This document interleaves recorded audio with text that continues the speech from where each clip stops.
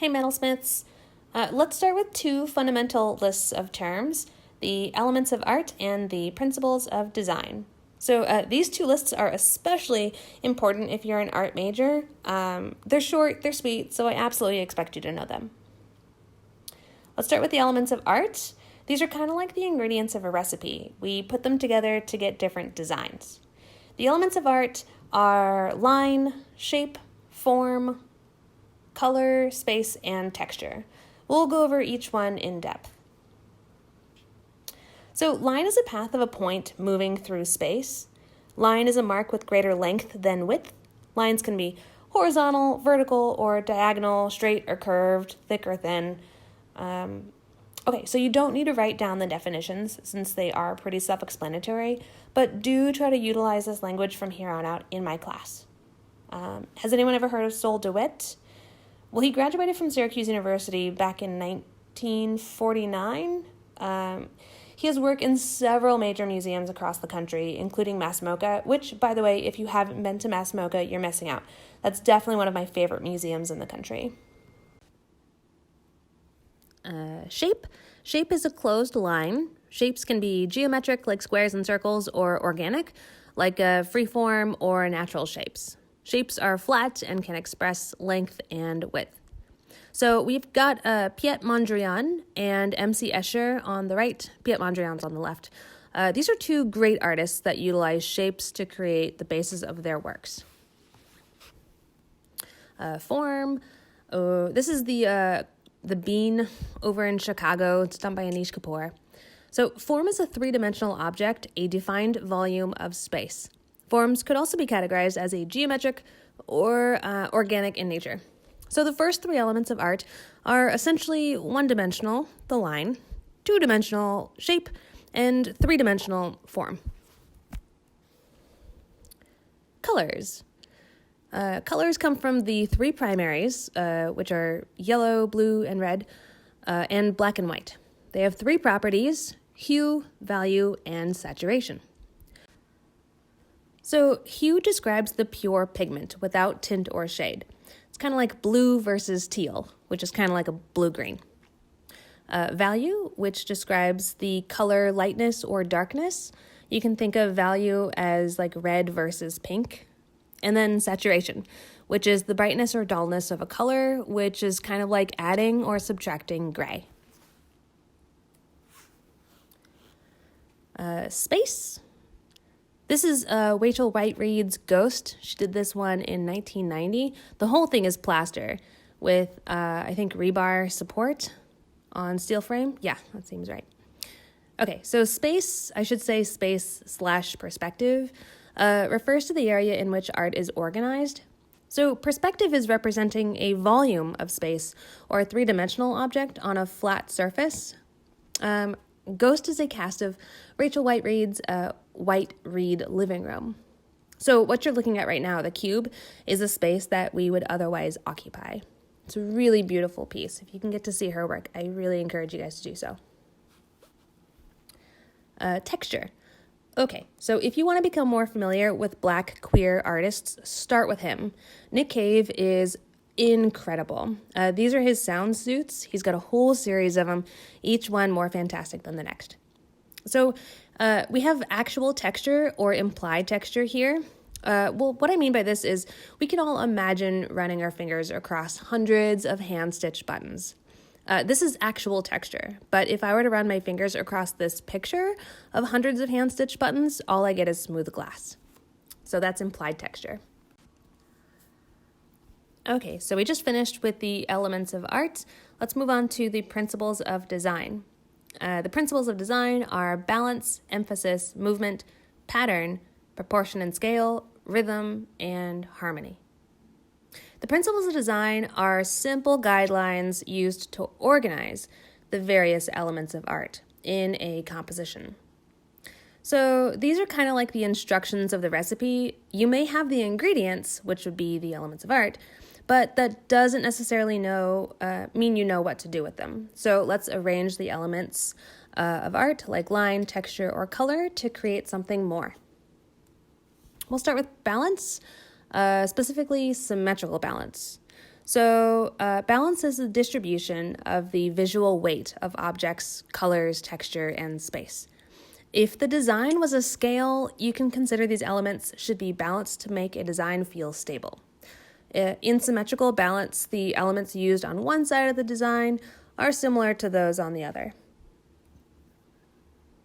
All right, now we're talking about asymmetrical balance.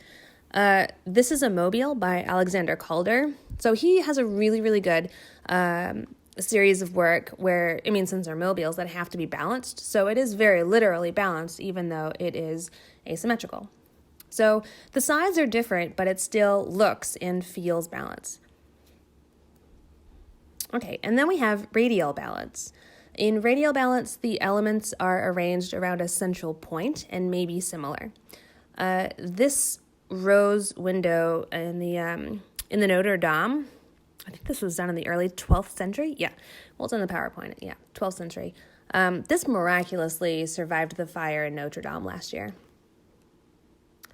Okay, emphasis. So emphasis is the part of a design that catches the viewer's attention. Usually, the artist will make one area stand out by contrasting it with other areas. The area could be different in size, color, texture, shape, really anything. The point of emphasis is also called the center of focus. It's kind of like where your eyes are just naturally drawn to. What do you naturally look at? Movement. Movement is the path the viewer's eyes take through the work of art, often to a focal area. Such movement can be directed along lines, edges, shapes, and color within a work of art. So this Bruce Nauman piece, your eyes definitely trail through the spiral. It does so through not only color, but lines and words. Pattern. Pattern is just the repeating of an object or symbol all over the work. A really good, iconic representation of this is Andy Warhol's Campbell's Soup Cans from 1962. All right, next we have proportion. Proportion is the feeling of unity created when all parts, like sizes, amounts, or numbers, when they relate really well to each other. So when drawing the human figure, proportion can refer to the size of the head compared to the rest of the body. You'll notice a lot of human figures will have a 1:8 ratio, whereas the size of the head is 1 unit, and 8 times that unit is the full length of the body. Rhythm. So rhythm is created when one or more elements of design are used repeatedly to create a feeling of organized movement. It creates kind of a mood like music or dancing.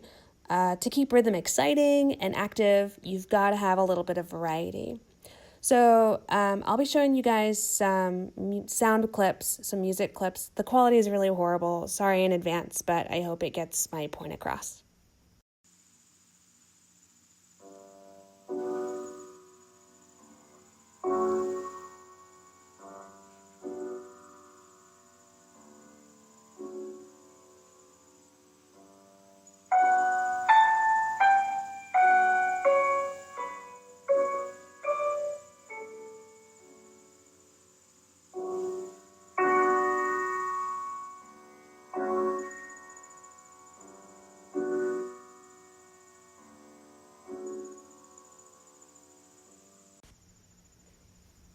So I've paired this image with Eric Satie, whose music tends to be peaceful and dark and, almost melancholy. So it seems to work with this image really well. And if we go back to the Jackson Pollock painting, we notice that maybe it pairs well with a little bit of acid jazz.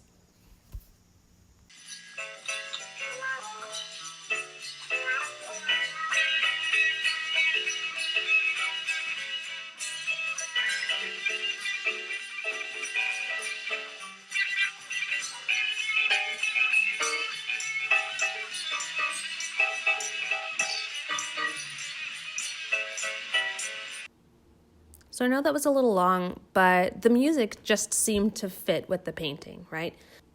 So I hope you guys get a better idea about how a rhythm could be very literally. It's almost a sense of synesthesia.